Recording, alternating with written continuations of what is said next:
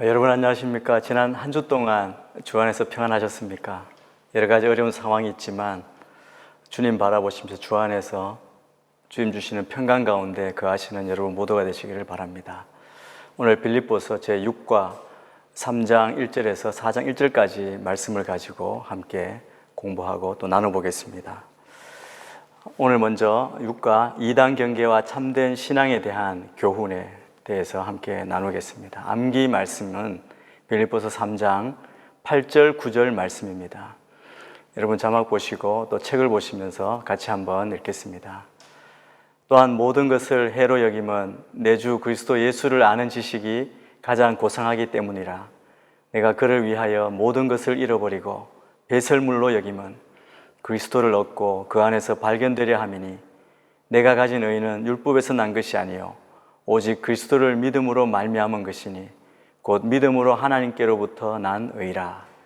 오늘 3장 8절 9절 말씀을 함께 읽겠습니다. 오늘 우리가 공부할 내용은 먼저 1절에서 11절까지 유대 율법주의자들이 빌립보 교회에 들어왔는데 그들에 대한 경고, 그리고 바울의 삶을 통한 그 육신적 자랑의 역설이라고 하죠. 그것을 다 버렸다. 그리고 가장 중요한 그리스도를 아는 지식과 하나님의 의에 대해서 함께 먼저 나누게 되겠습니다. 그 다음에 12절에서 4장 1절까지 그릇된 완전주의에 대한 경고, 또 세속적 반도덕주의자들에 대한 경고, 또 하늘의 시민권으로 주를 가진 우리가 주님 안에 굳건히 서라는 그 권면의 말씀을 우리가 함께 나누게 되겠습니다. 우리 빌립보 말씀 전체를 볼 때 우리 3장 이제 후반부로 들어서게 되죠. 그러면서 바울은 빌립보 교회가 당면한 문제들에 대해서 구체적으로 권면하기 시작합니다. 바울의 감옥 생활이 얼마나 어려웠겠습니까? 그 어려운 상황 가운데 빌립보 교회를 향한 사랑을 가지고 편지를 쓰죠. 구술하는 그 과정 가운데 빌립보 교회에 유대인들이 나타났다는 것입니다. 유대주의자들이 나타났다는 것이죠. 그래서 예수 믿는 빌립보 성도들에게 아브라함의 언약의 표정인 할례를 받고 그리고 모세의 율법을 지키면 온전한 구원을 보장받을 수 있다, 이렇게 주장한 것입니다. 그러니까 이 빌립보 교회 성도들, 이 그곳의 그리스도인들이 혼란에 빠진 것이죠. 그들을 신앙의 혼란에 빠뜨리고 있다는 그런 새로운 소식을 바울이 들었습니다.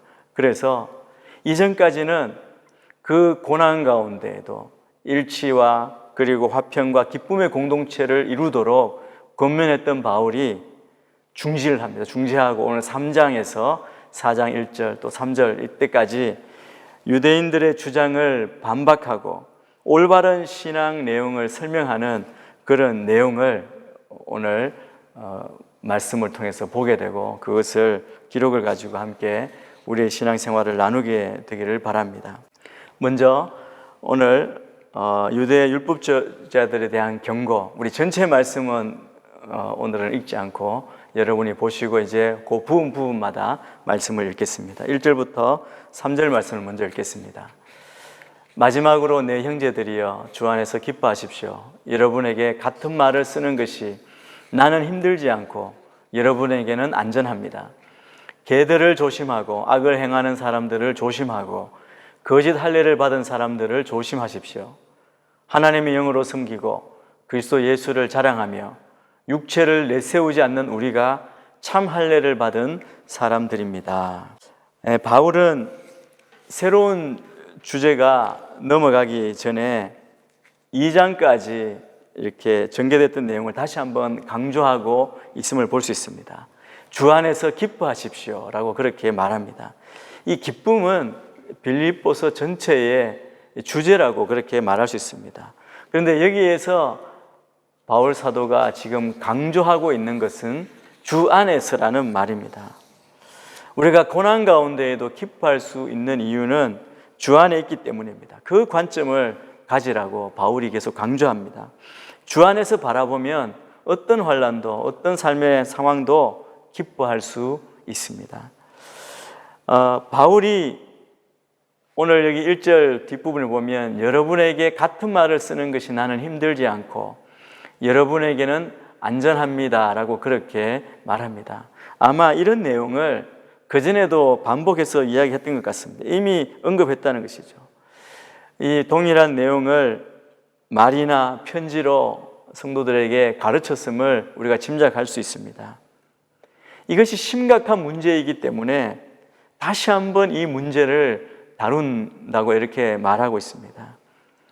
이미 여러 번 했던 유대인들의 그 시비와 유혹에 대해서 경고를 다시 하는 것은 이 성도들의 믿음을 다시 견고하게 세우고 확실하게 하고 그리고 성도들을 안전하게 하려 함입니다. 그것은 이 양떼의 올바른 신앙을 보호하기 위해서 위협받는, 고난받는 세대에 대해서 또 위협하는 세력에 대해서 경고하는 것이 사도인 바울에게는 당연한 의무이므로 전혀 번거롭거나 귀찮지 않다는 거죠. 몇 번이라도 그 양떼들을 바로 안전하게 하기 위해서 해야 할 당연한 의무라고 말하는 것이죠. 그러면서 바울 사도가 강조하는 기뻐하라. 여러분, 구원받은 성도의 가장 중요한 특징이죠. 성도의 기쁨은 그리고 오직 주 안에 있음을 우리에게 말씀해 주고 있습니다. 그러면서 2절에 이렇게 말합니다. 개들을 조심하고 악을 행하는 사람들을 조심하고 거짓 할례 받은 사람을 조심하십시오. 여기 조심하고 조심하고 조심하라는 말이 한 절에 3번이나 나옵니다. 이 빌립보 교회 성도들을 잘못된 길로 또 잘못된 신학으로 인도하고 위협했던 거짓 증거자, 거짓 교사들의 정체를 드러내고 있습니다. 이 바울 사도가 거짓 교사들을 이 표현하는, 묘사하는 이 표현이 충격적이죠. 개들, 악을 행하는 사람들, 거짓 할례를 받은 사람들, 이렇게 말합니다. 여러분, 여기서 이야기하고 있는 개들이라고 하는 것은 약한 일꾼들을 말하죠. 그리고 사실 유대인들에게 있어서 개라고 하는 것은 이방인들에게 대한 어떻게 보면 아주 욕이었습니다. 욕설이었습니다. 바울은 지금 그것을 바로 이 유대인들에게, 거짓 진리를 전하는 유대인들에게 되돌려주고 있는 것입니다. 이 개들은 당시 광야에, 지금도 아프리카 지역에 있는 이 들개를 이야기합니다. 떼를 지어다니면서 먹이를 보면 그냥 인정사정 없이 달려들어 죽이고 찢는, 그러나 잔인한 그 동물을 비유해서 이야기하는 것입니다. 그리고 유대인들이 그래서 더 이상 거룩한 백성이 아니고 개들이고 또 의인이 아니라 행악자이고 그들의 할례도 하나님의 백성됨의 표징이 아니라 단순한 자기의 살을 떼어낸 것에 불과하다. 이것을 바울이 지금 이야기하고 있습니다. 그러므로 빌립보에 있는 그리스도인들은 그들을 경계하고 그들의 주장에 휩쓸리지 않도록 조심해야 한다는 것을 이야기해 주고 있습니다. 계속해서 유대 율법주의자에 대한 경고가 있죠. 하나님의 영으로 섬기고 그리스도 예수를 자랑하며 육체를 내세우지 않는 우리가 참 할례를 받은 사람입니다. 조심할 것을 이야기하고, 그렇다면 우리 참 그리스도인은, 빌립보 교회 성도들은 우리는 어떻게 해야 하는지 행할 것을 우리에게 알려주고 있습니다. 핵심은 무엇이냐면 의롭다함을 받는데, 우리가 그리스도인으로 구원받은 의로운 자가 되는데 율법이 과연 어떤 역할을 하는지에 대해서 분명하게 우리가 알고 이해하는 것이 중요하다는 것을 말합니다. 여러분, 유대인들은 이 태어난 지 8일 만에 받아야 하는 할례, 이거는 언약의 상징이죠. 언약은 하나님의 택하신 백성이 되어서 하나님의 보호와 그리고 인도하심을 받으며 살아갈 것이라는 약속입니다. 그 약속에 대한 상징이자 표지가 바로 할례입니다. 하나님께서 처음 창세기에서 아브라함과 언약을 맺으시고 그리고 온 집안에 할례를 하도록 그렇게 지시하셨죠. 그래서 할례 받은 유대인들은 할례 받지 않은 이방인과는 육체적으로 확실히 구분이 됩니다. 그러나 율법의 완성이신 예수님께서 오셔서 새 언약을 제정하시고 그 언약을 완수하셨기 때문에 육체에 받은 언약의 상징은 이제 예수님 이후에 그 의미를 상실했습니다. 또 육신에 받는 언약의 상징에 의존한 사람들은 정작 언약의 내용인 율법에는 소홀했다는 거예요. 유대인들이 그런 거죠. 그 하나님과의 언약의 실제 내용, 우리의 삶이 하나님 앞에 어떻게 살아야 되는지 그 내용은 빼버리고 겉모습만, 육체의 할례만 중요하게 여기는 것이었습니다. 바울은 그래서 로마서 2장에 보면 육체의 할례가 아니고 마음의 할례를 받는 것이 진정한 할례라고 주장한 것이죠. 그런데 거짓 교사들은 뭐라고 말하냐면 예수님을 믿은 다음에도 율법에 기록된 대로 너희들 할례를 받아야 된다 주장한 것 같습니다. 이게 갈라디아서에서도 나오죠. 갈라디아 교회에 바울 사도가 편지를 쓸 때에도 유대주의자들의 그 말을 듣고 흔들리는 갈라디아 사람들을 책망하면서 그것이 아니다라고 말하는 것입니다. 이것은 믿음에 의지하지 않고 율법에 의지해서 하나님의 어렵다 하심을 얻어보겠다, 이런 생각입니다. 예수께서 십자가에서 이루신 구원 사역을 불완전한 것으로 규정해버리는 불신의 행동이라고 할 수 있습니다. 여러분, 예수님께서 십자가에서 당하신 고난과 죽음이 우리의 죄 문제를 다 해결하지 못해서 우리가 율법을 지켜 보충해야 된다, 부족한 것 더 채워야 된다, 이런 생각은 예수님의 그 구속, 예수님의 그 십자가 사역을 완전히 부정하는 것과 마찬가지입니다. 그래서 오늘 바울 사도는 이 빌립보 성도들의 그 거짓 교사들의 말, 그것에 속지 말고 우리가 누구냐, 우리가 참 할례를 받은 사람, 우리의 할례, 믿음으로 사는 자, 그 믿음으로 의롭다함을 받은 우리가 참 할례를 받은 사람이라고 말합니다. 이 참 할례 받은 자의 특징을 오늘 말씀에 말하죠. 하나님의 성령 안에서 예배하는 자라. 하나님의 영으로 섬기고, 그리고 그리스도 예수 안에서 자랑하는 자. 우리는 오직 그리스도 예수를 자랑하는 자이고 육체를 신뢰하지 않는다는 것입니다. 육체를 내세우지 않는다라고 말합니다. 여러분, 그래서 오늘 3절에서 바울이 육체를 내세운다, 육신을 의지한다, 이것으로 말할 때 그 의미는 성령님을 의지하지 않고 자신의 인간적인 성취, 업적, 나의 노력, 공로, 그것을 내세우는 그 삶의 방향, 이것이 육체를 의지하는 것이다. 그것이 잘못되었다. 율법의 역할은 그것이 아니라는 거죠. 율법은 아무 영향을 끼칠 수 없고 예수 그리스도로 말미암아 온전케 우리에게 이루어 주신 그 구원을 믿는 믿음으로 살아가는 것, 이것이 참 할례를 받는 자이다. 그래서 믿는 자들은 정말 성령을 따라 예배하는 것이죠. 그래서 도덕의 규례를 지켜야 구원을 완성할 수 있다고 생각하고 미혹했던 그 미혹에 흔들리지 말라는 것이죠. 예수님께서 부활하신 후에 보내신 성령이 예수 믿는 자들을 구원의 길로, 올바른 길로 인도해 주실 것을 확신했습니다. 바울이 그랬던 것처럼 우리 역시 우리 안에 계신 성령님을 의지하며 확신하며 나아가야 할 것입니다. 그래서 율법으로 돌아간다, 이것은 예수 안에 자랑하지 않고 육신을 의지한다는 의미입니다. 마음의 할례를 받은 사람들은 육신이 아닌 하나님의 영의 근거에서 하나님을 예배하는 자들이 바로 마음의 할례, 참 할례를 받은 자들이다, 그것을 우리에게 말씀하고 있습니다. 그래서 거짓 교사의 주장에 대해서 굳건히 서서 믿음을 지키라고 바울이 이야기하는 것이죠. 그러면서 바울 자신의 얘기를 하고 있습니다. 바울의 육신의 자랑의 역설, 우리가 1과에서 바울이 어떤 사람이었는지 그 배경을 미리 이야기했습니다. 그리고 이 본문 말씀도 우리가 봤는데, 먼저 우리 4절부터 6절 말씀을 우리가 이 시간에 한 번 더 같이 읽겠습니다. 비록 나도 육체를 내세울 것이 있지만 그렇게 하지 않습니다. 어떤 이가 육체를 신뢰할 만하다고 생각한다면 나는 더욱 그러합니다. 나는 난지 8일 만에 할례를 받았고 이스라엘 족속이요 베냐민 지파이며 히브리 사람 중에 히브리 사람이요 율법으로 말하자면 바리새 사람이며 열성으로 교회를 핍박했고 율법의 의로는 흠없는 사람입니다.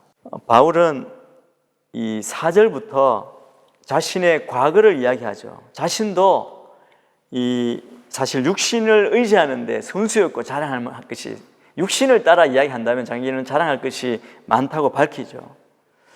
그래서 자기야말로 뭐 세상 어떤 사람들에 뒤지지 않는 사람임을 자신하고 자기를 이야기하고 있습니다.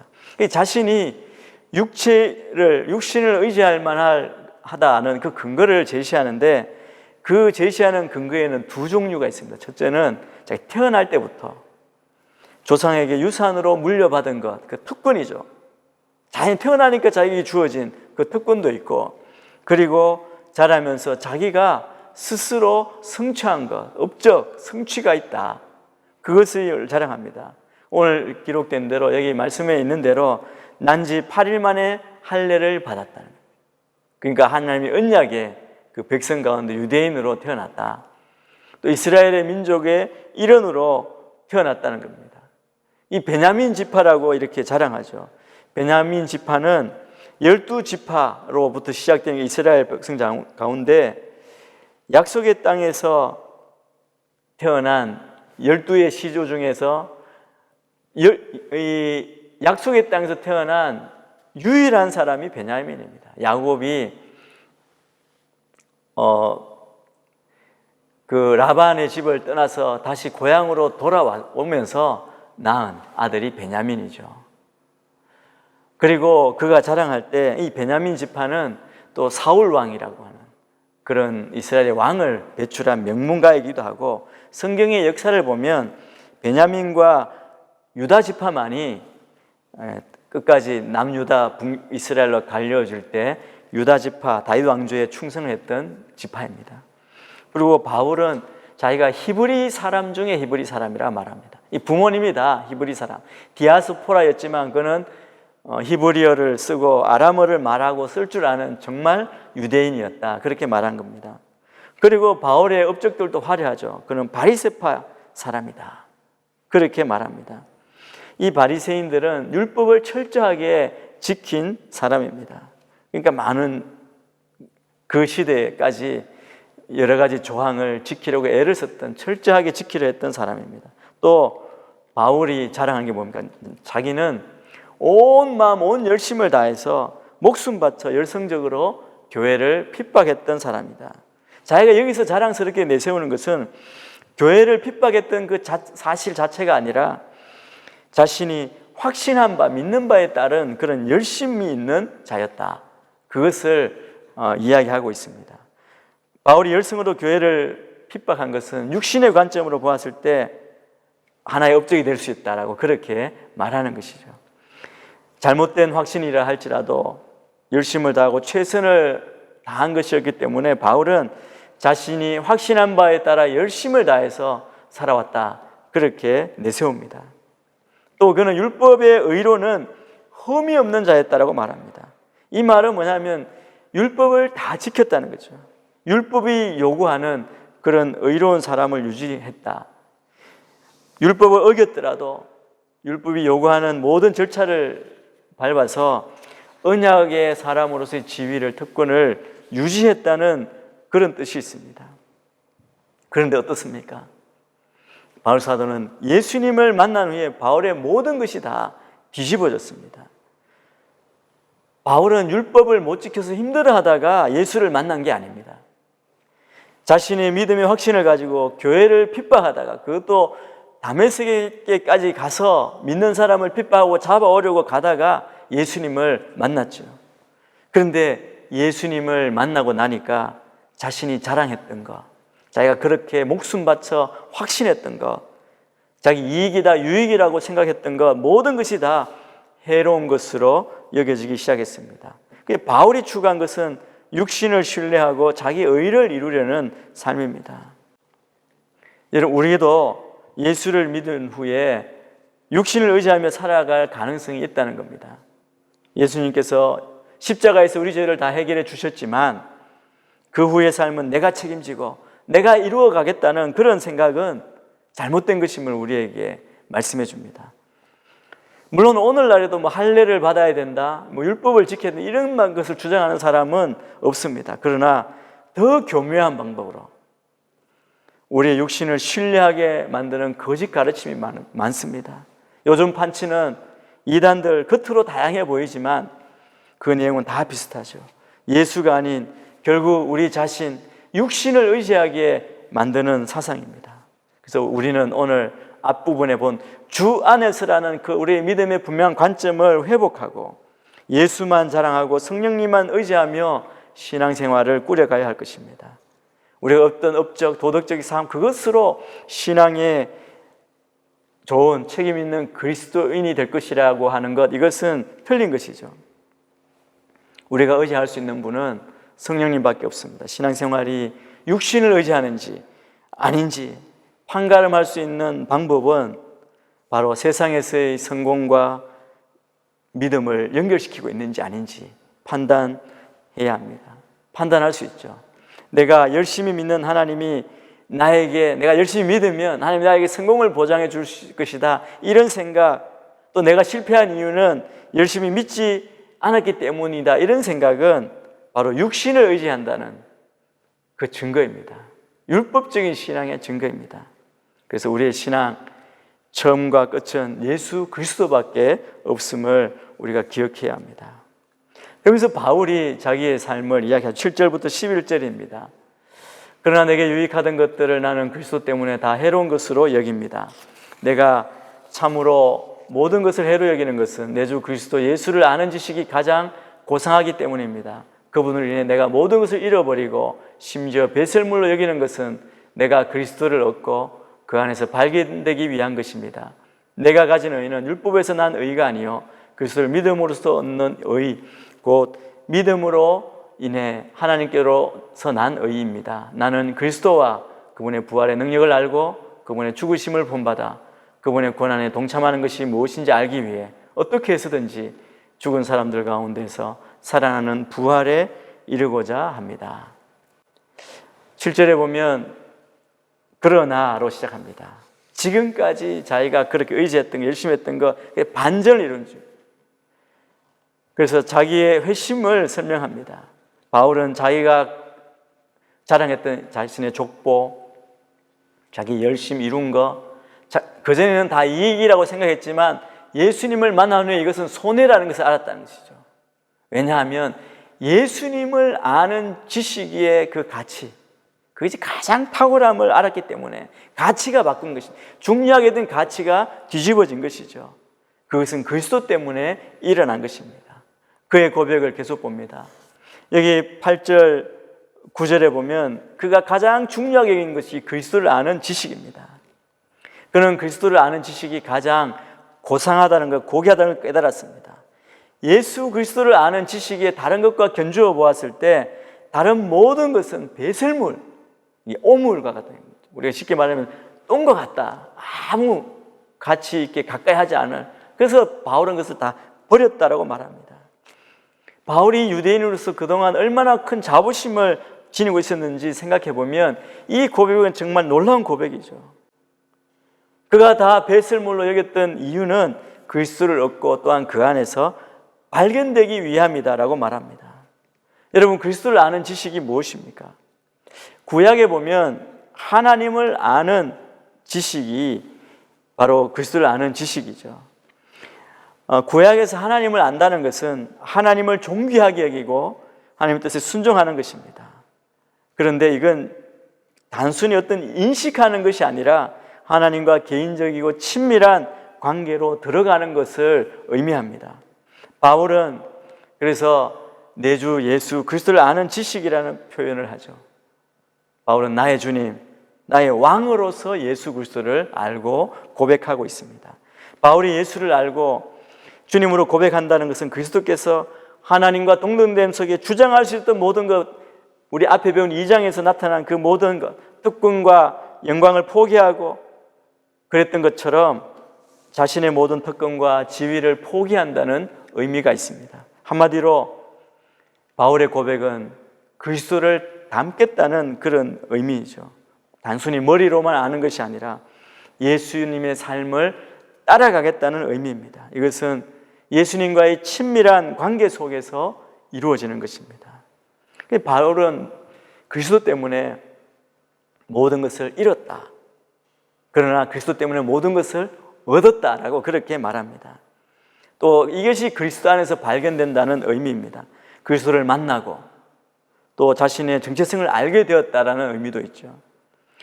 예수님을 만나고 나니까 자기가 어디서 왔고 어디로 가는지를 알았다는 것입니다. 삶의 목적이 확실해졌다는 것입니다. 그래서 바울이 말한 건 이것이 바로 9절에서 후반부에 그리스도 안에서 발견되는 것이 무슨 의미인지를 밝히고 있습니다. 여기 그리스도를 믿는 믿음이라고 번역된 구절은 예수 그리스도의 신실하심을 의미합니다.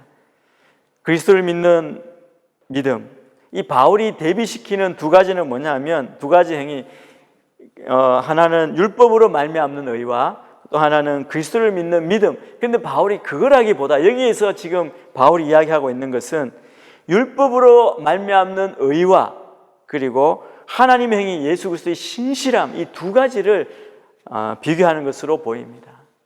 그래서 바울이 보여주려는 것은 인간의 행위와 구별되는 하나님의 행하심, 하나님의 승리를 말합니다. 그래서 그리스도의 신실하심, 우리가 앞에 2장에서도 바울이 그렇게 강조했고 복음에 합당한 삶을 살기 위해서 우리에게 본이 되시는 예수 그리스도가 우리에게 보여주신 그 삶을 따라가는 그것이라고 말하는 거죠.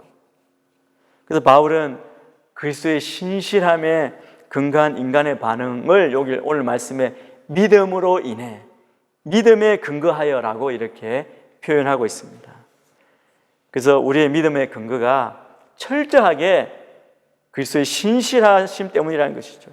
그래서 바울이 얻으려고 하는 것은 다 배설물 여기고 자기가 얻으려고 하는 것은 하나님으로부터 오는 의입니다. 율법으로가 아니라 우리를 구원하신 의, 우리와 하나님과의 올바른 관계로 이끄시는 의, 그것이 우리에게서 날 수 있는 것이 아니라는 겁니다. 그 의는 그리스도께서 모든 것 포기하시고 죽기까지 순종하셔서 십자가에서 얻어내신 것입니다. 우리가 이 사실을 믿을 때 그리스도께서 십자가에서 이루신 것들, 그것이 우리의 삶 가운데 역사하게 될 줄 믿습니다. 하나님과의 관계를 회복한 우리는 의롭다함을 얻습니다. 믿음으로 얻는 것이죠. 그래서 그리스도의 신실하심이 먼저입니다. 그 다음이 우리의 믿음, 그 신실하심을 믿는 믿음으로 우리가 나아가는 것입니다. 그래서 사도 바울이 우리에게 이 11절까지 무엇을 버리고 무엇을 얻어야 할지를 우리를 보고 우리의 정체성이 어디로부터 오는지 그것을 우리에게 가르쳐주고 있습니다. 잠깐 쉬었다가 6강 두 번째 강의 시작하겠습니다.